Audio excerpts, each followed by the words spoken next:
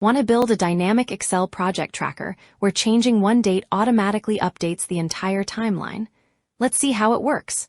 In this project tracker, when you change the project start date, all the timeline bars automatically adjust to the new dates.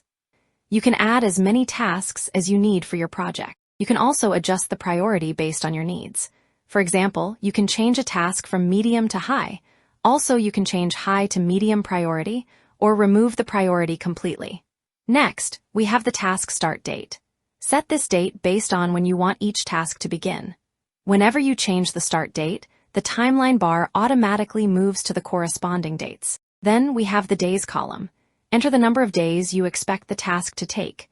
When you change the number of days, the due date is calculated automatically, and the timeline bar updates based on the new start and due dates.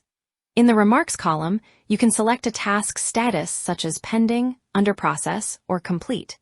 The status column automatically tells you whether a task is overdue. For example, if a task is still pending or under process, and its due date has already passed, Excel automatically marks it as overdue.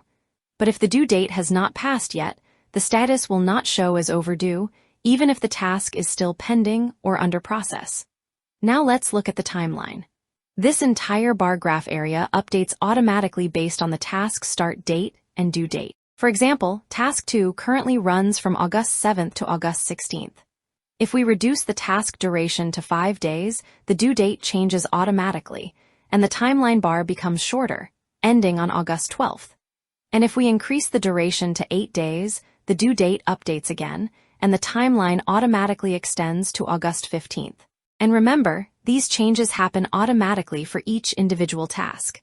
Want to learn how to create this complete project data model tracker in Excel?